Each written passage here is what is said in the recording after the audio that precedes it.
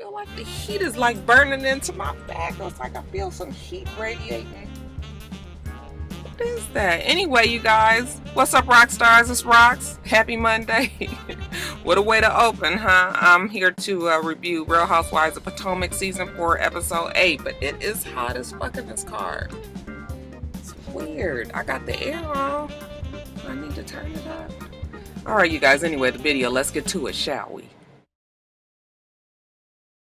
Alright, you guys, let's get the stories that don't matter out of the way. Gizelle, she's found a house. Remember, she told us that she was going to get a fixer-upper. Why she's doing this is totally, I mean, I suppose that the property is very expensive in Potomac, so she is being cautious and not going crazy and purchasing some really expensive house. So she's gonna get a fixer-upper though. $900,000. She's hoping to get it for, even though it's on the market. I think they said for $1.7 million. That's quite a markdown. But the house is falling apart, and you know she's gonna come in and get it fixed, and once they get the house fixed, it's gonna be worth quite a bit of money. She brought her mom down to give her the okay on it. You know, she takes her mom's advice and opinions very seriously, and actually the mom tells her that she's actually proud of her, that she's doing something like this. You know, she thinks that it's a good call. Okay, and actually when I saw the back of the house, I thought the house was nice. The front, I was just like, but when you saw the back, it must be, you know, it must be on a hill. So the back part, it looks like it's 3 levels, and, you know, like might even have a basement and all of that. So it's much nicer on the other side. So yeah, hopefully she'll be able to get it together. But yeah, she says she's gonna take a page out of Robin and Juan's book, or maybe just Robin's, because Juan don't know that Robin is about to spend all the money again. But yeah, she's fixing up her house. And speaking of Robin, it seems that Juan and the spawns are in there making breakfast for her. Okay, breakfast in bed. How nice is that? They bring the food up there to her room, and she's so excited. You know, thank you so much. She said that it's been a little issue in the house lately, that the kids, now that they're older, they kind of know that their mom and dad had gotten a divorce. You know, when it was actually happening, they were too young and they didn't know. He left and he came back. Left, came back, left, came back again, then left, then came back. I don't know if he came and left that much, but she said that the kids didn't even realize what was going on at the time. But now that they're old enough to Google, okay, now they got all these questions about the divorce. You know, Mom, why did you and Dad get a divorce? Hell, she don't even know either. Shit, she can't tell it. Shit, that they still together like they married, so they just as confused as you are, little kids. Don't worry about it too much. After my outing with Ashley the other day, I realized that I need to take advantage of life to the fullest. So her and Uncle Jessup are out, and they're having dance lessons. That's cute enough. Nothing to see here, folks, other than Uncle Jessup holding on to Karen for dear life. The dance teacher was just like, stop fighting her, stop fighting her. I'm not fighting her, I'm helping her. You're not helping her. All right. But you know, it is cute enough to see when couples try to reclaim that sparked their love to begin with. So I'm here for it. Karen and Uncle Jessup deserve to be happy like anybody else. The show actually started with the argument between Candice and Ashley. And, you know, we talk a little bit about Michael sucking dicks. And then we rewind it 1 week earlier. So now we find out how we led up to that event. We see Candice and Chris there in the house. You know, Candice and Chris are talking, and he's talking about, you know, just the boxes in the house. And we got to straighten up and get this house together. And Candice is like, no, we need to move out of this house totally. Seems that Candice and that old evil ass Dorothy done fell out. They was at a wedding. They were having some words there. I guess Miss Evil Dorothy, you know, didn't see it for Candice at that moment, and she hit her upside the head with the purse. Okay, pulled on Esther right on her.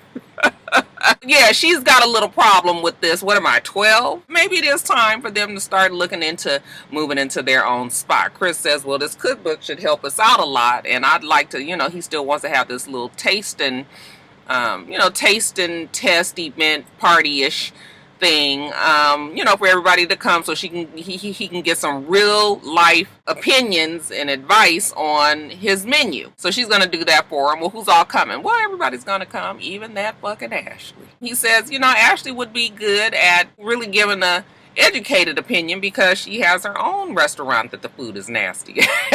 So maybe she could help. I was like, you guys ain't even gotta go there. You can already just say you want to have her come so you can get an argument with her, because nobody in their right mind in real life would want a bitch that then got on your last damn nerves at your party giving you opinions about your food.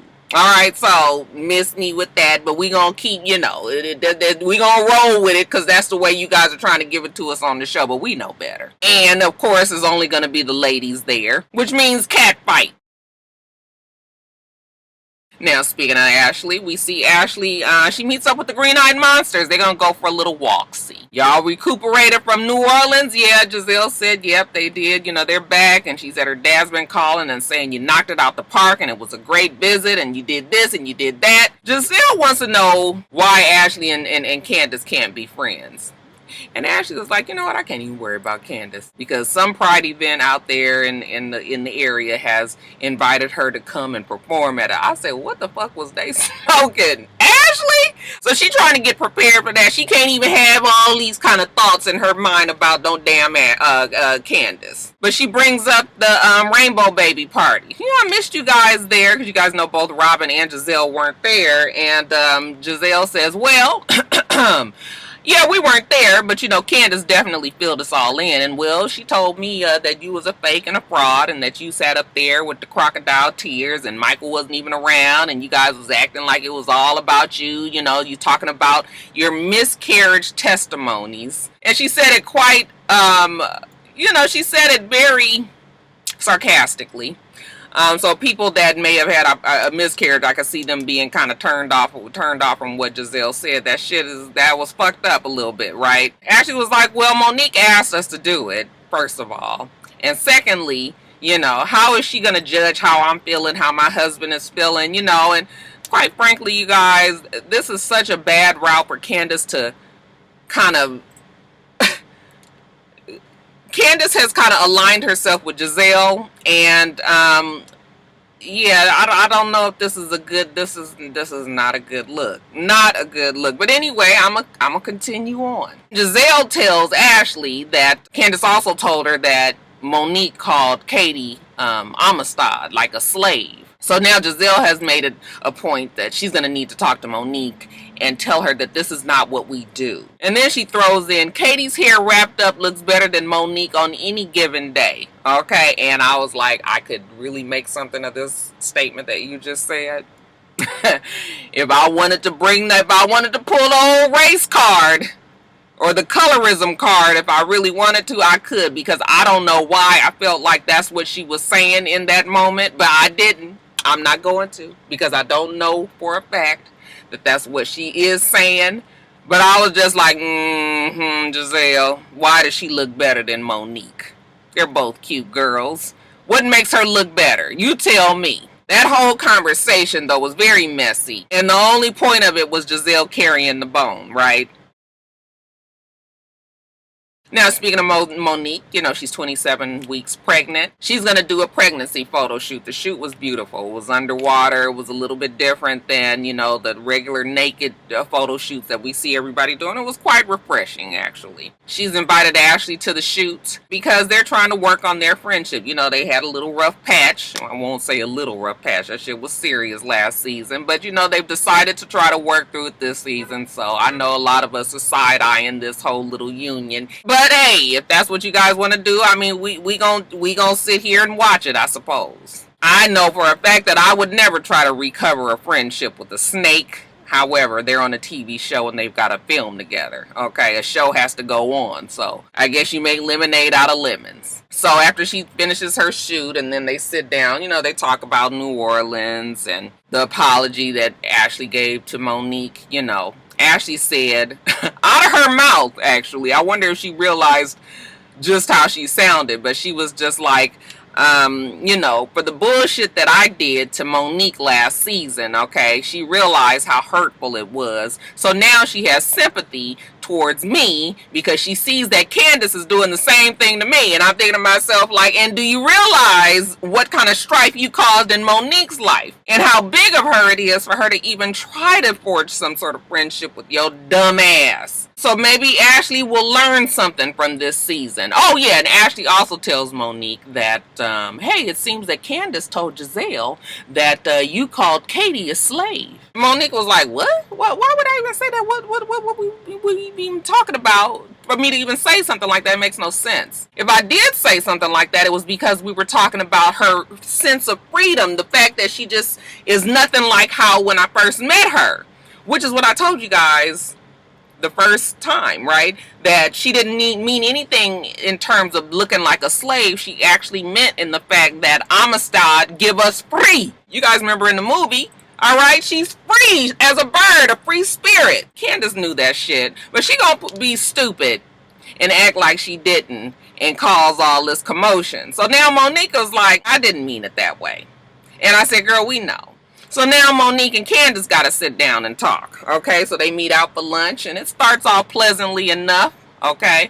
But you can tell it's a very, barely thinly veiled patience that Monique is trying to have with Candice. She tells us it's got to be some misunderstanding, so then maybe she can try to clear the air here. So what's been going on, girl? Well, Candice is just trying to enjoy the married life, yada, yada, yada. Fine with all that. Now, what's this I hear about you telling Gizelle that I called Katie a slave? Candice was just like, bitch, you remember. Oh yeah, I kind of mentioned in passing that you said, you called her Amistad. And Monique was like, when I said that, I wasn't talking about her being a slave. I was talking about the fact that she was free. A free spirit. And Candice was like, oh, I don't know why I went on and told Gizelle this anyway. I'm remembering now that Gizelle doesn't like Monique. She kind of makes something small of it. It was not that big of a deal. That is just the impression that she got, that she was being quite judgmental of Katie. Being judgmental of Katie might be one thing, but that's not even what the issue was. But okay, even if you were being judgmental, we're not saying that the bitch was a slave. And for you to come to that conclusion when I know you got more fucking sense than that, I was just like, Candice, we not going here with you. We not going here with you. Now, I done said at the beginning of the season that Candice has chosen to try to really get her foothold in this Housewives thing, and fine if that's what she's trying to do, but these last few episodes of Candice has made her not be the most likable. Now, she's, she is sharp and she has some comebacks, especially on Twitter. We see her arguing back and forth with Ashley and the girls or whatever. But what I will say is this little nasty, like, I'ma come for everybody attitude, I don't know if that's gonna serve you best, girl. Now, and I don't think that you should let them run you over. Absolutely not. But maybe we could find a different approach, because I'm sitting here watching this conversation between you and Monique, and I was like, wrong road, girl, wrong road, wrong road, okay? In my Portia voice. So they're arguing back and forth, and Monica's like, you trying to pick me apart like your mother does you. And she, oh, don't bring my mother up. Do not speak about my mother in this. Immediately, she gets very upset. Girl, are you putting your feelings about your mama on everybody else instead of dealing with what's going on with your mama? Is that the reason why we've got this quite aggressive Candice lately? Because I'm trying to figure it out. Candice says that she resents Monique for what she said today at lunch. Monique is just looking at her like, well, I mean, I guess that's just what it is. Ashley and Michael, they're preparing for, she's not pregnant yet, but they're acting like she's pregnant by getting rid of some stuff around the house that, is not conducive to a brand new baby. Okay, this pool table in the middle of the place, no, it got to go. Michael's a little sad about that. Are we just gonna be some little old people in the house, taking care of a baby? No, you gonna be a little old person in the house. Ashley is gonna be quite young, but whatever. They sit down and they're talking, and she's telling them about, the conversation that she had with Karen while she was out. She's just surprised that they were sitting in the Himalayan salt cave and, you know, really waxing poetical about life. Maybe it is a friendship that they can try to get back together. Okay, and he says, well, good, you know, maybe that is something good that can happen. She says while she's sitting there talking, she thinks about it and she realizes that she's not even going to tell Michael about the bullshit about Candice telling Gizelle that they were fake at the Rainbow Baby party, because it's no need for him to even get his dander up right now. I said, look at Ashley, okay? I can't believe she's not trying to cause no drama on that one. She tells Michael that Candice has invited her to the house, you know, for this little taste testing party. But she's leery. She's not really sure exactly why. I said, girl, I can tell you why, because we about to get into an argument. We want to fight. That's why. She got a stick on her shoulder. She wants you to knock it off. So she tells Michael that she's going to go on and go to Candice's mama's house. And let's see what the bitch got today.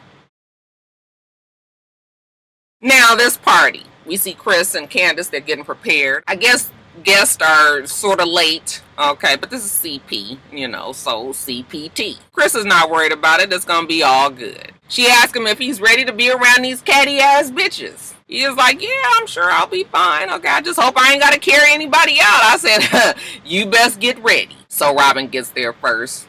Y'all saw the little shade that Robin had about the place. Okay, it is very nice. However, it's her mom's place. Is that what we should be calling it? I said, girl, you got your nerves. With that closet that you live in over by North Carolina some damn where. Everybody always talking about how far fuck away you live. Gizelle gets there next, and Gizelle says that they deserve something special since they were the earliest.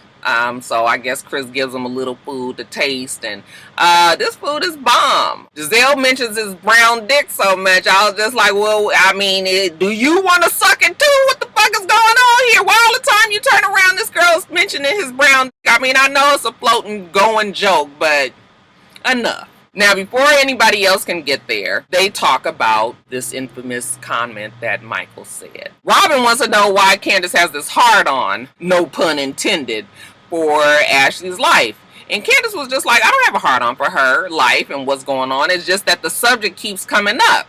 All right, but the subject comes up and you entertain it. Just let that shit go, Candice. But no. Because Candice has this news about, you know, Michael saying that he wanted to suck one of the husband's dick. So when she mentions that to the girls, you know, Robin was just like, oh my God. I thought I was the only one that heard it, you know. And then the next day, you know, I was so drunk, I was hungover. I wasn't sure if that's exactly what he said. Oh no, honey, he said it for sure. Giselle is looking at Robin like, I thought we was, you know, I thought we was here. Not here, but here. How come you ain't told me about he supposedly said he wanted to suck somebody's dick? Because Robin thought she was dreaming. She didn't know. But now that Gizelle got this, Lord have mercy, she don't know what to do with this hot ass gossip. She gonna have to put that shit about the slave and the Amistad and Katie and Monique on the back burner. Now we'll deal with that later. Okay, this is way more juicy. Then, you know, we're reminded of the whole ass grabbing thing a couple of seasons ago. Yeah, we remembered all of that. So we got all that freshly brewing before the rest of the group get there. Karen gets there next. This is my first time seeing Gizelle since New Orleans. I think it's best that we keep it cute. Stay away from each other and stay cordial. You know, Chris is starting to tell him all about the food, what he's prepared, you know, and then we get Monique. Oh, Monique actually got there before Karen. And then we lastly get Katie and Ashley. And it's awkward. All right, Ashley realizes that she's walking into a fight. Ashley gonna tell her she want to give Candice an opportunity to say to her face what she's been saying behind her back. I said, girl, Candice ain't afraid to tell you to your face. So the girls are all at the table, and, you know, Chris is over there. He's fully in the zone. You know, he's cooking. He says, Monique, I got some poached pears that's been cooked in alcohol, and the alcohol hasn't been cooked out enough. So would you like me to leave that off of your salad? She says, thank you, I would. So then they start talking at the table about how you're not supposed to drink when you're pregnant, but the doctor says that you can have a little bit of wine, you know, that wouldn't be a problem. And Ashley says, well, isn't it ironic that you can have a little alcohol when you are pregnant, but you're not supposed to drink at all when you're trying to get pregnant. Okay, so we off to the races. Ashley already has to get it off of her chest. Somebody was like, damn, can we get the salad yet? Nope, you will not be eating any salad right now. Ashley says, so Gizelle tells me that you told her that what we did at the rainbow party was fake. And Candice says, well, I just felt like, my observation was